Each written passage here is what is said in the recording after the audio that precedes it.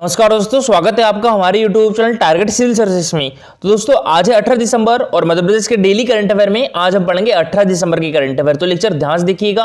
और देखिए दोस्तों, हम लास्ट में जो जनवरी 2022 की घटना चक्र है तो उसमें जो MP करंट अफेयर है उसको भी कवर करेंगे, तो लास्ट तक लेक्चर देखिएगा।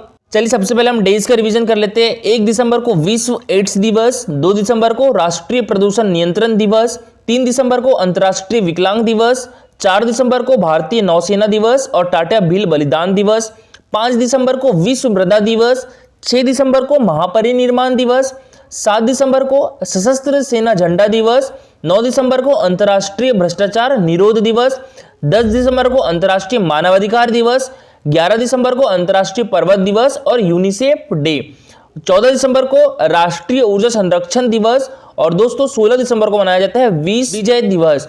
और दोस्तों हमारे देश में कारगिल विजय दिवस कब मनाया जाता है?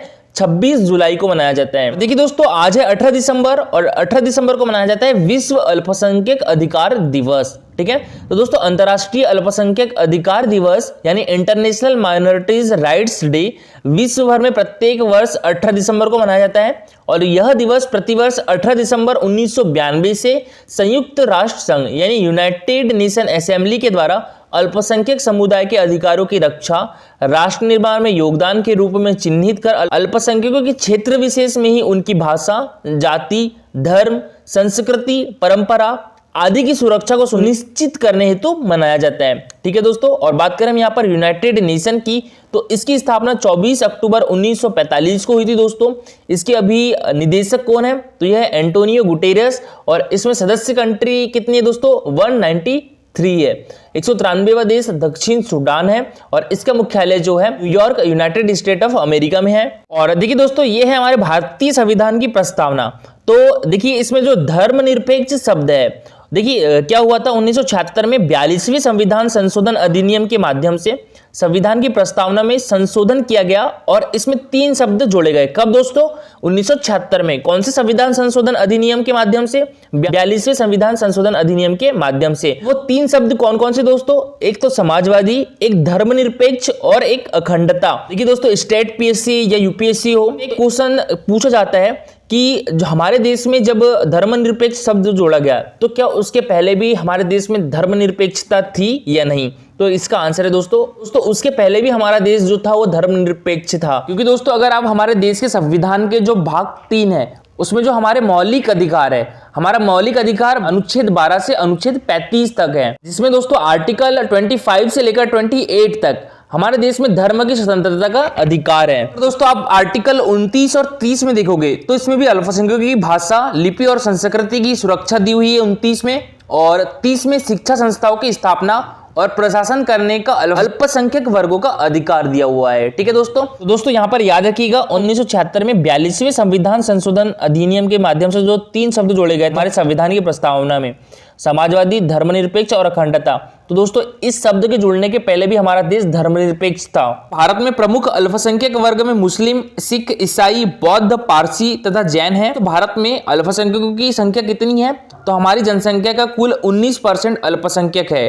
ठीक है, और जम्मू कश्मीर, मेघालय, मिजोरम, नागालैंड तथा लक्षद्वीप राज्य और केंद्र शासित प्रदेश जहां पर अधिसूचित अल्पसंख्यक वर्ग बहुल है, अल्पसंख्यकों की मेजोरिटी है।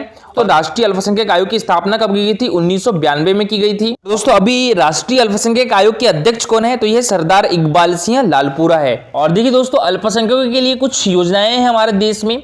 मौलाना आजाद राष्ट्रीय फेलोशिप योजना, प्री मैट्रिक छात्रवृत्ति योजना, मेरिट कम मीन्स आधारित योजना छात्रों के शैक्षिक सशक्तिकरण के लिए है। तो ये कुछ योजनाएं हैं दोस्तों सबसे पहले हमने जो करंट अफेयर पढ़ते हैं उसका रिवीजन कर लेते हैं, उसके बाद स्टार्ट करेंगे हम आज की करंट अफेयर। तो कल के करंट अफेयर में पहला क्वेश्चन था हमारा, पुणे में आयोजित 41वीं जूनियर नेशनल रोइंग चैंपियनशिप में मध्य प्रदेश राज्य अकादमी के खिलाड़ियों ने कुल कितने पदक जीते दोस्तों? तो मध्य प्रदेश राज्य अकादमी के खिलाड़ियों ने कुल जीते हैं 3 पदक। तो इसका आंसर क्या जाएगा? Option number C। ठीक है, जिसमें एक स्वर्ण पदक जो है दोस्तों वो मध्य प्रदेश अकादमी के वेदांत कुलश्रेष्ठ और सोहेल खान की जोड़ी ने जीता है। ठीक है, एक स्वर्ण पदक किसके द्वारा? वेदांत कुलश्रेष्ठ और सोहेल खान की जोड़ी ने जीता है। और जो दूसरा स्वर्ण पदक है वो मोनिका भदौरिया ने जीता है। ठीक है, तो पहला स्वर्ण पदक किसके द्वारा जीता गया है? वेदांत कुलश्रेष्ठ और सोहेल खान की जोड़ी ने जीता है। दूसरा स्वर्ण पदक मोनिका भदौरिया ने जीता है, ठीक है, सिंगल स्किल्स प्रतियोगिता में। और दोस्तों एक जो रजत पदक है वो गोपाल ठाकुर और प्रभाकर राजावत की जोड़ी ने जीता है, ठीक है। तो एक रजत किसके द्वारा जीता गया है? गोपाल ठाकुर और प्रभाकर राजावत की जोड़ी ने जीता है। और देखिए दोस्तों एक क्वेश्चन पूछा गया था एमपीपीएससी 2020 के प्री में, राष्ट्रीय विषाणु विज्ञान अनुसंधान संस्थान कहां पर है? तो ये कहां पर है दोस्तों? राष्ट्रीय विषाणु विज्ञान अनुसंधान संस्थान ये पुणे में है, ठीक है। और पुणे कहां पर है दोस्तों? तो ये महाराष्ट्र में है। बात करें हम वाटर स्पोर्ट्स की, तो देखिए यानी तैराकी की, तो जो तैराकी का खेल पुरस्कार है 2019 का एकलव्य पुरस्कार किसे मिला था दोस्तों? तो ये मिला था परम पद्म बिरथरे को मिला था, ठीक है। और ये किस डिस्ट्रिक्ट से दोस्तों? इंदौर से है। तैराकी के लिए विक्रम पुरस्कार 2019 का किसे मिला था दोस्तों? मिला था अद्वैत पांगे को। और अद्वैत पांगे का संबंध भी किस डिस्ट्रिक्ट से है? तो इंदौर से है, ठीक है। दोस्तों 2020 का तैराकी के लिए किसी भी खिलाड़ी को एकलव्य या विक्रम पुरस्कार नहीं दिया गया है। नेक्स्ट क्वेश्चन है दोस्तों हमारा, मध्य प्रदेश में आनंद उत्सव का आयोजन कब से कब तक किया जाएगा दोस्तों? तो ये किया जाएगा 14 जनवरी से लेकर 28 जनवरी 2022 तक, ठीक है। तो इसका आंसर क्या हो जाएगा? ऑप्शन नंबर सी, 14 जनवरी 2022 से लेकर 28 जनवरी 2022 तक किया जाएगा। और देखिए दोस्तों आनंद विभाग का गठन करने वाला पहला राज्य कौन सा था? तो ये भी हमारा मध्य प्रदेश था। और दोस्तों आनंद विभाग का गठन हमारे मध्य प्रदेश में कब किया गया था? तो 2016 में किया गया था। नेक्स्ट क्वेश्चन है हमारा, दिल्ली में आयोजित एशिया बॉडी बिल्डिंग चैंपियनशिप में भोपाल के अभिषेक सिंह बघेल ने कौन सा पदक जीता है दोस्तों? तो इनके द्वारा जीता गया है सिल्वर मेडल। तो इसका आंसर क्या हो जाएगा? ऑप्शन नंबर बी, ठीक है, सिल्वर मेडल। तो देखिए अभिषेक सिंह बघेल जी ये कहां से दोस्तों? हमारे मध्य प्रदेश की राजधानी भोपाल से है। और इन्होंने अभी हाल ही में हमारे देश की राजधानी दिल्ली में आयोजित एशिया बॉडी बिल्डिंग चैंपियनशिप में सिल्वर मेडल जीता है। दोस्तों हमारे मध्य प्रदेश की सांस्कृतिक राजधानी उज्जैन के वीरेंद्र चौधरी ने रांची कहां पर है दोस्तों? ये झारखंड की राजधानी है रांची। तो यहां पर आयोजित अंडर 15 नेशनल रेसलिंग टूर्नामेंट में कौन सा पदक जीता दोस्तों? तो इनके द्वारा जीता गया है सिल्वर मेडल। तो इसका आंसर क्या हो जाएगा? Option number B, silver medal. और दोस्तों ये है वीरेंद्र चौधरी, किस डिस्ट्रिक्ट से दोस्तों? उज्जैन डिस्ट्रिक्ट से है। और उज्जैन डिस्ट्रिक्ट को हमारे मध्य प्रदेश की सांस्कृतिक राजधानी है। हमारे मध्य प्रदेश की संस्कार राजधानी कौन सी दोस्तों? जबलपुर है। हमारे मध्य प्रदेश की आर्थिक एवं औद्योगिक राजधानी कौन सी है? इंदौर है। मध्य प्रदेश की जो राजनीतिक राजधानी है भोपाल है। और मध्य प्रदेश की ऊर्जा राजधानी कौन सी है? सिंगरौली है, ठीक है। और दोस्तों मध्य प्रदेश की ग्रीष्मकालीन राजधानी किसे कहा जाता है? तो ये पचमढ़ी को कहा जाता है। दोस्तों अब स्टार्ट करते हैं आज के करंट अफेयर। तो आज के करंट अफेयर में पहला क्वेश्चन है हमारा, मांडू फेस्टिवल का आयोजन 25 दिसंबर से लेकर दोस्तों 29 दिसंबर तक किया जाएगा। तो मांडू मध्य प्रदेश के किस डिस्ट्रिक्ट में है दोस्तों? तो ये है धार डिस्ट्रिक्ट में। तो इसका आंसर क्या हो जाएगा? ऑप्शन नंबर बी, धार डिस्ट्रिक्ट। और देखिए दोस्तों मांडू को सादियाबाद अर्थात हर्षनगर के नाम से भी जाना जाता था। और मध्य प्रदेश के धार जिले में स्थित मांडू का प्राचीन नाम क्या था दोस्तों? जब दुर्ग या मांडवगढ़ था, ठीक है। और देखिए दोस्तों 13वीं शताब्दी में यहाँ पर परमार शासकों ने शासन किया था। उसके बाद मुस्लिम शासकों के अंतर्गत आ गया था ये। तो जो दिलवार खां का पुत्र था हुसंग शाह, तो इसने 1405 में अपनी राजधानी धार से उठाकर मांडू ले गया था। तो धार से मांडू राजधानी किसने ले गई थी दोस्तों? हुसंग शाह ने ले गई थी। कब ले गई थी? 1405 ईस्वी में ले गई थी। तो 1554 में बाज बहादुर ने मांडू पर शासन किया और इसने जहाज महल, रानी रूपमती महल, हिंडोला महल का निर्माण करवाया। ये मांडू में स्थित महल है, अशरफी महल है, दाई महल है, रानी रूपमती का महल है, जाज महल है, हिंडोला महल है। बहुत बार पूछा गया है रेवाकुंड कहां पर स्थित है? रेवाकुंड रूपमती मंडप कहां पर स्थित है दोस्तों? तो ये भी मांडू में स्थित है, ठीक है। ये बहुत बार क्वेश्चन पूछा जा चुका है, याद रखिएगा। रेवाकुंड एक कृत्रिम झील है दोस्तों, जिसे बाज बहादुर ने रूपमती मंडप में पानी की आपूर्ति के लिए बनवाया था। और क्वेश्चन आया कि बाज बहादुर महल भी कहां पर है दोस्तों? तो ये भी मांडू में है। एक क्वेश्चन और पूछा गया था दोस्तों, ताजमहल किस नमूने के आधार पर बनाया गया था? तो किस नमूने के आधार पर बनाया गया था? मांडू में हुसंग शाह का मकबरा तो इसके आधार पर बनाया गया था ताजमहल। और एक क्वेश्चन और पूछा गया था, घुमाऊ महल को अन्य किस नाम से जाना जाता है दोस्तों? तो हिंडोला महल के नाम से जाना जाता है, ठीक है। मांडू में 5 दिवसीय मांडू उत्सव का आयोजन 25 दिसंबर से शुरू होगा दोस्तों। और मांडू उत्सव में देश भर के प्रचलित कलाकार रंगमंच पर अपनी प्रस्तुति देंगे। और मांडू फेस्टिवल का भव्य आयोजन 25 दिसंबर से 29 दिसंबर तक होगा। और दोस्तों इसके पहले मांडू उत्सव कब मनाया गया था? 13 फरवरी से 15 फरवरी 2021 तक मनाया गया था, ठीक है। और देखिए मांडू में नवनिर्मित डिनो एडवेंचर पार्क और जीवाश्म संग्रहालय का उद्घाटन किया है। और 59 लाख रुपए की लागत से एस्ट्रो पार्क भवन का भी निर्माण किया है।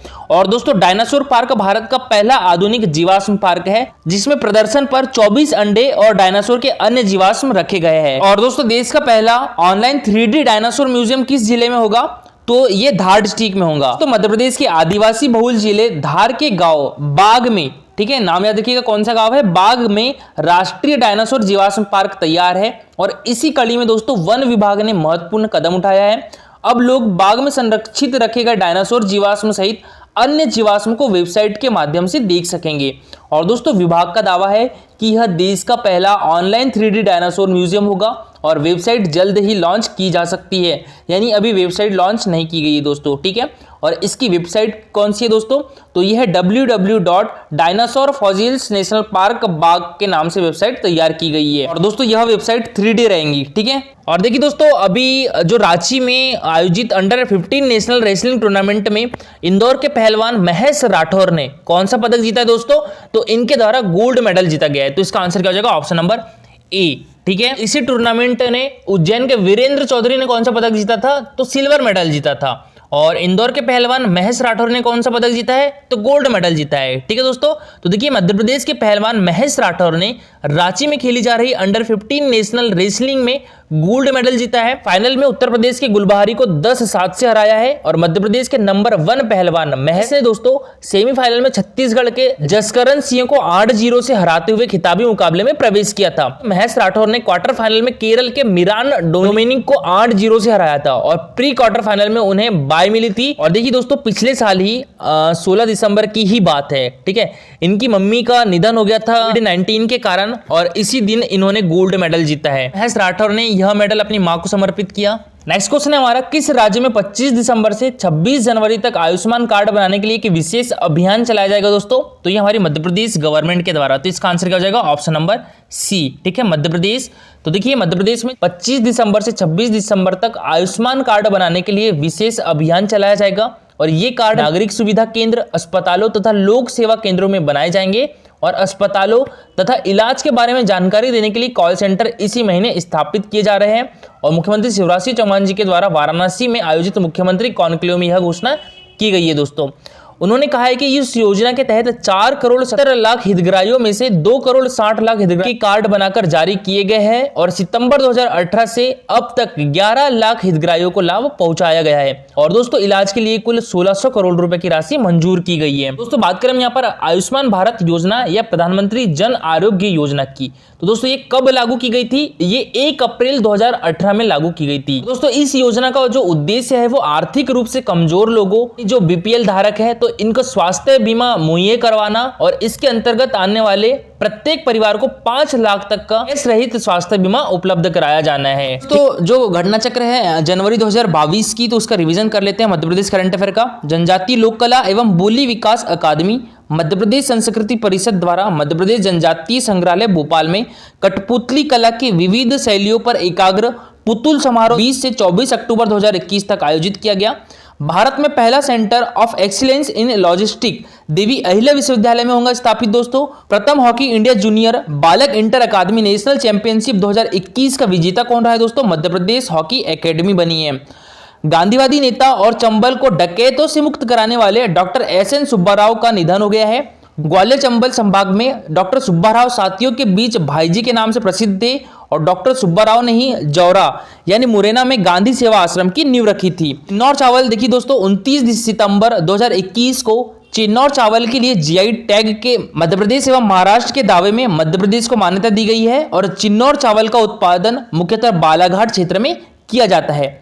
मध्य प्रदेश हाईकोर्ट के नए chief of justice Ravi Kumar Malimath बने दोस्तों। तो प्रथम डोज लगाने में इंदौर ने देश के महानगरों में पहले नंबर पर आकर इतिहास रचा है। तो आज के लिए इतना ही, कल फिर से करेंगे। देखिए दोस्तों कल का हमारा क्वेश्चन था वर्ल्ड हैप्पीनेस इंडेक्स 2021 में भारत की रैंकिंग क्या रही है दोस्तों, तो भारत की रैंकिंग रही है 139 यानी 139। तो इसका आंसर क्या हो जाएगा दोस्तों, ऑप्शन नंबर डी, ठीक है दोस्तों। देखिए भारत हैप्पीनेस इंडेक्स 2011 में इसकी रैंक क्या थी, 111 थी। 2015 में 117, 2016 में 118, 2017 में 122 और 2018 में दोस्तों 133, 2019 में 140 थी और 2020 में इसकी रैंक 144 हो गई थी दोस्तों और 2021 में इसकी रैंक क्या हो गई है, तो ये 139वें स्थान पर है। और पहले नंबर पर कौन सा देश है दोस्तों, तो ये फिनलैंड है, ठीक है। और दूसरे नंबर पर कौन सा देश है दोस्तों, तो ये डेनमार्क है और तीसरे नंबर पर है स्विट्जरलैंड। तीनों यूरोपियन कंट्री है दोस्तों। और दोस्तों ये रिपोर्ट किसके द्वारा तैयार की जाती है, तो ये report United nation sustainable development solution network के द्वारा तैयार की जाती है। इसकी हैप्पीनेस के पैमाने क्या क्या है दोस्तों, तो आपका जीवन कैसा है, पॉजिटिव इमोशंस क्या है, नेगेटिव इमोशंस क्या है, और इसके अलावा इन 6 डाटा को भी ध्यान में रखा जाता है। प्रति व्यक्ति जीडीपी, स्वास्थ्य जीवन स्तर, सामाजिक सुरक्षा, ठीक है, चुनने की आजादी, उदारता और भ्रष्टाचार की धारणा। और दोस्तों आज के लिए आपका क्वेश्चन है, नर्मदा और ताप्ती के अतिरिक्त मध्य प्रदेश की नदियां हिंद महासागर में मिलती है, अरब सागर में जाती है, बंगाल की खाड़ी में जाती है या दूसरी नदियों में मिल जाती है। ये एमपीपीएससी 2010 में पूछा गया था और कल के टेस्ट में भी ये क्वेश्चन किया था दोस्तों। तो इसका आंसर पूरा डिटेल में दीजिएगा। और आज के लिए इतना ही। Thank you so much guys for watching this video.